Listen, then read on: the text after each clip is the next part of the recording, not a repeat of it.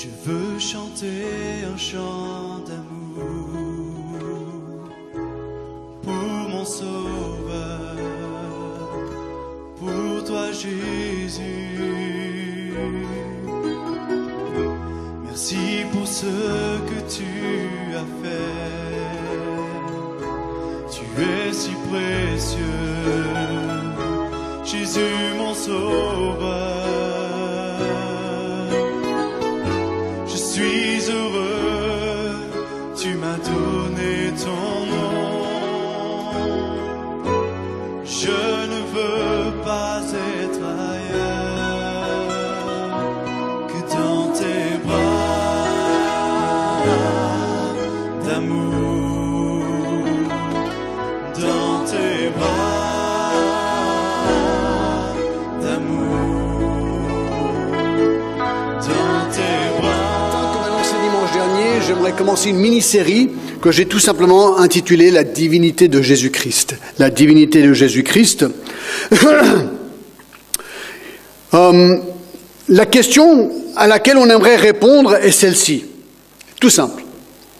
Jésus, qui est-il exactement? Et la question secondaire, est-il réellement Dieu? Mais en fait, la question va beaucoup plus loin que cela. Parce qu'en fait, la question vraiment pose une deuxième question, ou suscite une deuxième question. La voici. Est-ce que ma conception de Jésus change quelque chose?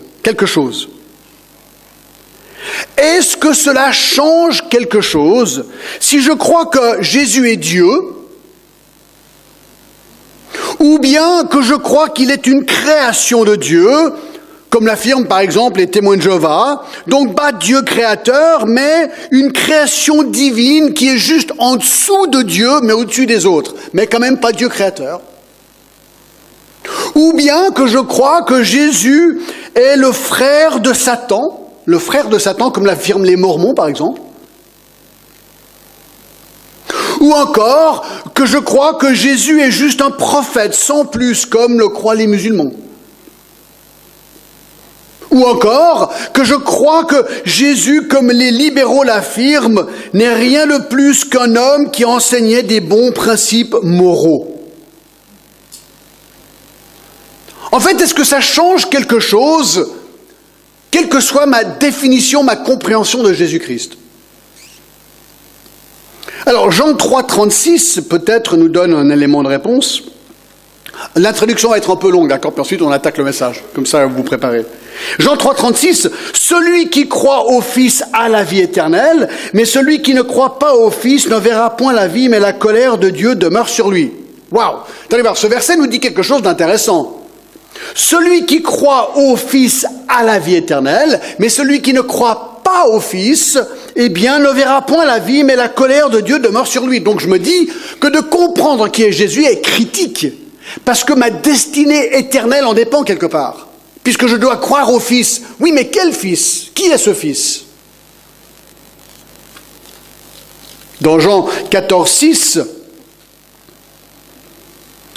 Jésus lui dit, « Je suis le chemin, la vérité et la vie, nul ne vient au Père que par moi. » Allez voir, très important ce que Jésus dit. Il dit qu'il est le chemin, la vérité et la vie, que nul ne vient au Père que par moi. Donc, pour pouvoir connaître le Père, donc Dieu, le Père, il faut passer par le Fils. Donc il faudrait quand même comprendre qui est ce Fils. Super important. Parce que ma relation avec le Père dépend de cette relation. Encore Acte 4,12, qui nous dit « Il y a de salut en aucun autre, car il y a sous le ciel aucun autre nom qui était donné parmi les hommes par lequel nous devrions être sauvés. » Le nom donc de Jésus. Donc, c'est le nom de Jésus qui nous sauve. Mais est-ce qu'il faut comprendre qui exactement est ce Jésus? Eh bien oui, bien sûr, notre destinée éternelle dépend totalement de notre réponse à cette question, de la relation personnelle avec le Seigneur Jésus-Christ. Jean 3, 18, celui qui croit en lui Donc Jésus n'est point jugé, mais celui qui ne croit pas est déjà jugé parce qu'il ne l'a pas cru au nom du Fils unique de Dieu. Donc de nouveau, on est en train de dire que de comprendre qui est Jésus et croire en lui est capital, parce que c'est la différence entre être jugé et pas être jugé. En Corinthiens 16, 22, si quelqu'un n'aime pas le Seigneur, qu'il soit anathème, Maranatha, que la grâce du Seigneur Jésus soit avec vous. Donc, si quelqu'un n'aime pas le Seigneur, qu'il soit anathème, Maranatha, que la grâce du Seigneur Jésus soit avec vous. Donc, c'est vraiment important de savoir qui est le Seigneur Jésus. Parce que l'anathème dépend, quelque part, de notre réponse à cette question. Dans Matthieu 22, 42,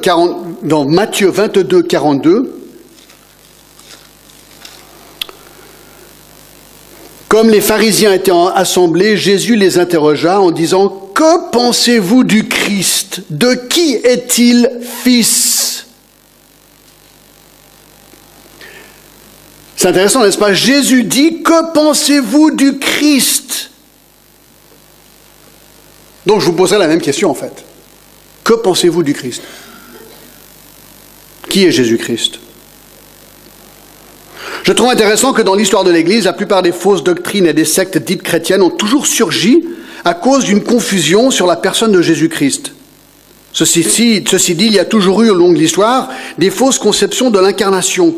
Les hommes ont toujours voulu nier le fait que Jésus était pleinement Dieu. Je vous donne quelques exemples. Les Ebionites niaient la réalité de la nature divine de Jésus.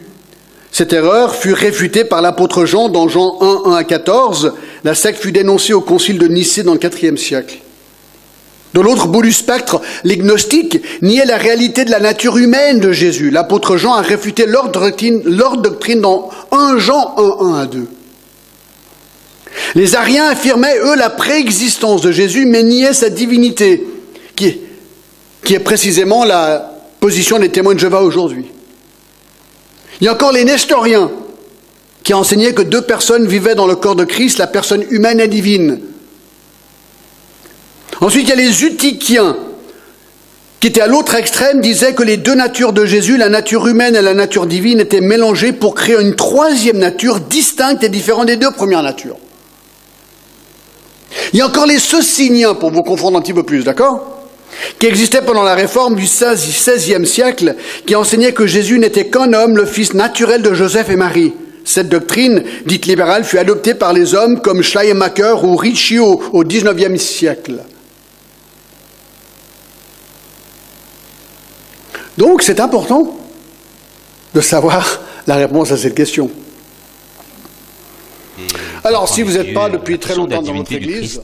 C'est tellement évident et tellement aussi importante pour nous, dans notre marche chrétienne, pour que nous soyons en communion avec Dieu, parce que nous croyons qu'il est tout puissant, il est capable de faire tout dans notre vie, puisqu'il est notre maître.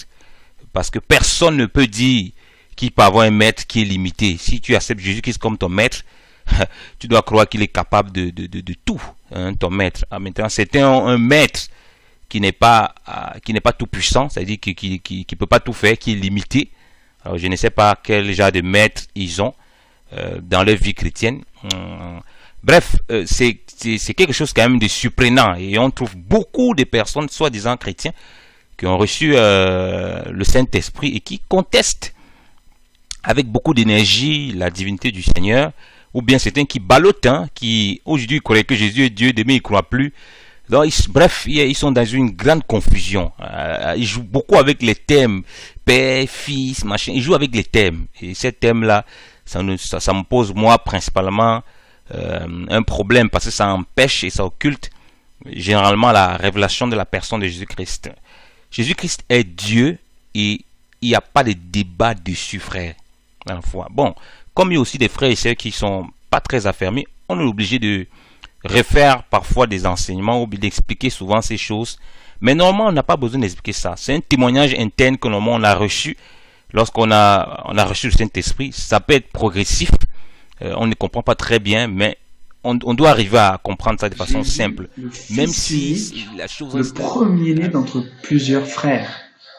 Donc, Voilà, c'est lui, le grand frère, en tant que fils, qui va montrer l'exemple à suivre. Mais qu'est-ce que c'est en réalité? Qui c'est en réalité qui montre l'exemple? Est-ce que c'est un homme ou est-ce que c'est Dieu qui vient lui-même en homme pour nous montrer l'exemple que lui, il apprécie? C'est-à-dire l'exemple de sa pleine volonté, de l'exemple d'un véritable serviteur de Dieu, l'exemple d'un véritable enfant de Dieu qui fait la volonté de Dieu dans toute sa vérité. Donc voilà, donc c'est Dieu lui-même qui va venir en chair pour nous montrer cet exemple que lui, il veut de nous. Vous voyez, et qui d'autre que Dieu peut nous montrer l'exemple d'un véritable enfant de Dieu qui plaît à Dieu en toutes choses? Ben, personne. Donc il n'y a que Dieu qui pouvait faire ça. Seulement en venant en chair, il ne peut plus se faire appeler Dieu, parce que Dieu n'est pas un homme. Ce serait de l'idolâtrie, donc Dieu n'est pas homme. Dieu est esprit, la parole nous dit que Dieu est esprit, il faut que ceux qui l'adorent, l'adorent en esprit et en vérité. Vous voyez? Donc Dieu n'étant pas un homme, quand il vient en homme, il ne peut plus se faire appeler Dieu. Il est obligé de changer de rôle. Et il devient donc le fils de Dieu. Parce qu'il est né son esprit est né de Dieu.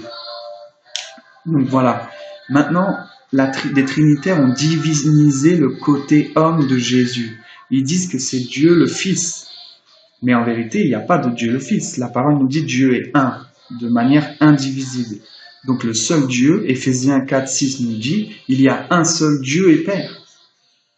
Vous voyez?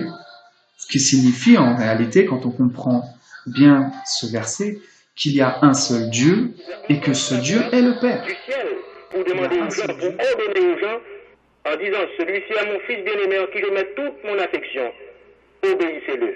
Frère, Est-ce que vous comprenez? frère, Là, le Père, effectivement, est en train de savoir. je vous comprends, frère. Le Père descendu du Père pour venir, effectivement, prouver que lui aussi, il existe.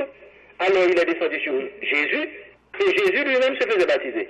Donc là, il y a la manifestation de trois types de personnages. Ok. C'est vrai ce que je veux dire. Bon, maintenant c'est mon tour, n'est-ce pas? Là, pour confirmer la présence de la Trinité, La- Dieu a dit à travers le livre de la Genèse, créons l'homme à notre image. Cela veut dire, normalement, s'il y a créons, cela veut dire que c'est pas moi. alors, par conséquent, serviteur, Dieu avait quelqu'un avec lui, pas vrai? Mais normalement, Normalement. la Trinité, la présence de la Sainte Trinité. Amen. Ok, Divine. les téléspectateurs ont entendu. Tu dis que Dieu L'unité avait quelqu'un. qui existe entre eux. Maintenant, je vous laisse parler. Je te tutoie, pardon.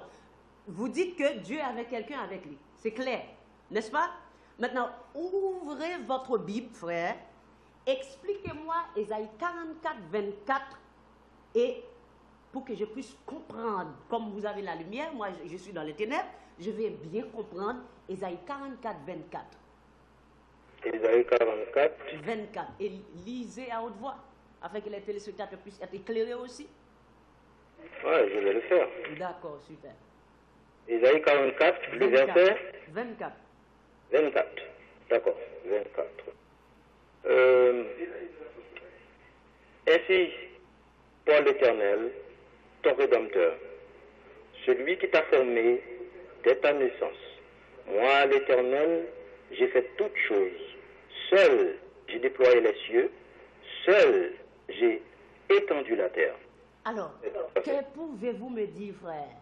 Moi, l'Éternel, ton Rédempteur, en sachant que Jésus-Christ est notre Rédempteur, on ne peut pas avoir deux Rédempteurs, on n'est pas polythéiste. Il dit, moi, l'Éternel, seul, j'ai fait toutes choses d'abord, j'ai fait toutes choses.